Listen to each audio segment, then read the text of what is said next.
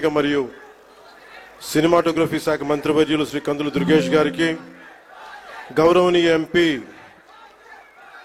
రాజమహేంద్రవరం శ్రీమతి D Purandeswari గారికి, గౌరవనీయ MLC Rajahmundry Shri Somu Veerraju గారికి, శ్రీ ఆదిరెడ్డి శ్రీనివాస్ గారికి, గౌరవ ఎమ్మెల్యే రాజమండ్రి నగరం, మనందరికీ ఇష్టలైన పట్టు విడవని విక్రమార్కులు శ్రీ గోరంట్ల, నాకు ఇష్టమైన గోరంట్ల బుచ్చయ్య చౌదరి గారికి, మనం తగ్గాలి తప్ప ఆయన తగ్గడం, మనం ఆయన చూసి నేర్చుకోవాలి. అంటే మనకి అడాప్టబిలిటీ రాదు, ఆయన అడాప్టబిలిటీ నేర్పిస్తారు మనకి. సో అలాంటి గోరంట్ల బుచ్చయ్య చౌదరి గారికి, రాష్ట్ర హితువుని, రాజమండ్రి హితువుని, గోదావరి జిల్లాల హితువుని కోరుకునే వారికి మనస్ఫూర్తిగా నా హృదయపూర్వక నమస్కారం. అలాగే రాజానగరం బత్తుల బలరామకృష్ణ గారికి, అనపర్తి ఎమ్మెల్యే శ్రీ నల్లమిల్లి రామకృష్ణారెడ్డి గారికి, శ్రీ ముప్పిడి వెంకటేశ్వరరావు గారికి, కొవ్వూరు ఎమ్మెల్యే, శ్రీ మడ్డిపాటి వెంకటరాజు గారు, గౌరవనీయ ఎమ్మెల్యే గోపాల్పురం, చెర్రి బాలరాజు గారు, పోలవరం ఎమ్మెల్యే, శ్రీ బొడ్డు వెంకటరమణ చౌదరి గారు, chairman Rajamahendravaram urban development authority, Shri Nukasani Balaji గారు, శ్రీ అజయ్ జైన్ గారు, శ్రీమతి పి ప్రశాంతి గారు, కలెక్టర్ అండ్ జిల్లా మ్యాజిస్ట్రేట్ తూర్పుగోదావరి జిల్లా, అలాగే శ్రీ డి నరసింహకిషోర్ గారు, ఎస్పీ మన తూర్పుగోదావరి జిల్లాకి, ఎస్ చిన్నరాముడు ఐఏఎస్ గారికి, జాయింట్ కలెక్టర్, ఇక్కడికి విచ్చేసిన మీకు, మీ ద్వారా గోదావరి జిల్లాల ప్రజానీకానికి, ప్రత్యేకించి రాజమండ్రి ప్రజానీకానికి, సోదరి సోదరీమణులకి, ఇక్కడికి విచ్చేసిన మీడియా ప్రతినిధులకి, ఎలక్ట్రానిక్ ప్రింట్ మీడియా ప్రతినిధులకి, మీ అందరికీ ప్రత్యేకమైన నమస్కారాలు. రాజమండ్రి అనగానే గుర్తుకొచ్చేది గోదావరి తీరం. ఎప్పుడు కూడా ఒక తీరం వెంబడి ఎప్పుడు నాగరికత ఉన్న చోట భాష అన్నీ ఎదుగుతాయి. అలాంటి పరిస్థితుల్లో ఈ నేల ఎలాంటిదంటే, మనకి ఆంధ్రుల అన్నపూర్ణగా పేరుగాంచిన డొక్కా సీతమ్మ గారికి జన్మనిచ్చిన నేల ఇది. కవి మహాభారతాన్ని మనకి తెలుగులో అందించిన మన ఆదికవి నన్నయ్య గారికి జన్మనిచ్చిన నేల. అలాగే ఎంతోమంది కళాకారులకి, సామాజికవేత్తలకి జన్మనిచ్చింది. మనకిష్టమైన బాపు రమణంలో ఒకరైన ముళ్ళపూడి వెంకటరమణ గారికి అందించిన ఈ గోదావరి నేల. ఇది చాలా సంవత్సరాల నుంచి, చాలా దశాబ్దాల నుంచి ఉన్న కోరిక. ఈ మన హ్యావ్లాక్ బ్రిడ్జ్ ఒక చాలా పురాతనమైంది. దీనిని వాడకుండా వదిలేసాం, దీన్ని ఎలా చేయాలి అనేది చాలామంది ప్రజల ఆకాంక్ష, గోదావరి జిల్లా ప్రజల ఆకాంక్ష.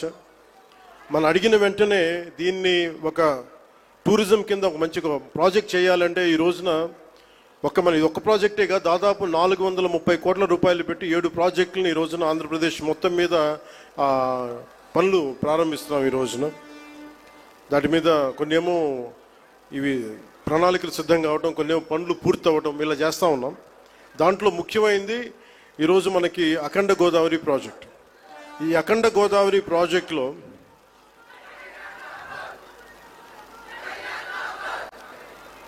రెండు 2024 ఎన్నికల సమయంలో ఎన్డీఏ కూటమి నిర్ణయించుకుంది, ఈ రాష్ట్రాన్ని అన్ని రంగాల్లో సమగ్ర అభివృద్ధి సాధించేలా పనిచేయాలని. దాంట్లో భాగంగానే గౌరవ ముఖ్యమంత్రి శ్రీ నారా చంద్రబాబు నాయుడు గారు ఆ రోజు మేమందరం కూటమి భాగస్వాములు అందరూ అనుకొని ప్రతిదీ కూడా ముఖ్యంగా పర్యాటక రంగంలో ఎక్కువగా యువతకి ఎక్కువ ఉపాధి అవకాశాలు ఉంటాయి. అంటే మీరు ఊహించుకోండి, దీనికే ఈ చేస్తున్న ఈరోజు ప్రాజెక్టుకి ముందుగా స్టార్ట్ అయ్యి దాదాపు ఒక 800 మందికి ఎంప్లాయ్మెంట్ దొరుకుతుంది దీనివల్ల. ఇవన్నీ కాకుండా దాదాపు 4 లక్షల మంది పూర్తయితే 4 లక్షల మంది కనీసం సంవత్సరానికి పర్యాటకుల మినిమం అని, అంతకు మించి పైకి వెళ్ళే అవకాశాలు చాలా ఎక్కువ ఉన్నాయి. దీనికి గౌరవ ప్రధానమంత్రి గారు నరేంద్ర మోదీ గారు ప్రత్యేకించి ఇందాక సోదరి భారతీయ జనతా పార్టీ అధ్యక్షులు శ్రీమతి పురంధేశ్వరి గారు చెప్పినట్టుగా, మీరు డబుల్ ఇంజిన్ సర్కార్ అంటే అది పదంలాగా ఉండిపోద్ది. మీకు తెలుసు కదా, మీరు బైకుల్లో, నేను ఎప్పుడు గోదావరి జిల్లాలో తిరుగుతుంటే మీ బైకుల సౌండ్ నాకు తెలుసు కదా ఎలా ఉంటాయి,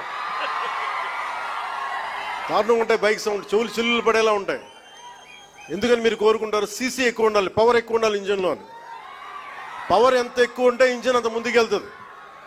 అలాగే డబుల్ ఇంజిన్ సర్కార్ అంటే ఇక్కడ మనం శక్తివంతమైన మనకి ప్రభుత్వం ఉన్నప్పటికీ కూడా కేంద్రంలో కూడా అంతే, దానికి మించి, దానికి 100 ఇంతులు మించిన శక్తివంతమైన నాయకులు, శక్తివంతమైన ప్రభుత్వం ఉంటే మనకి ప్రాజెక్టులు చాలా అవలీలుగా అవుతాయి, వెంటనే చాలా తొందరగా పూర్తి చేయొచ్చు. అందుకనే దీన్ని మనం డబుల్ ఇంజిన్ సర్కార్ అంటే ఆ పదం మీకు అర్థం కావడానికి చెప్తున్నాను.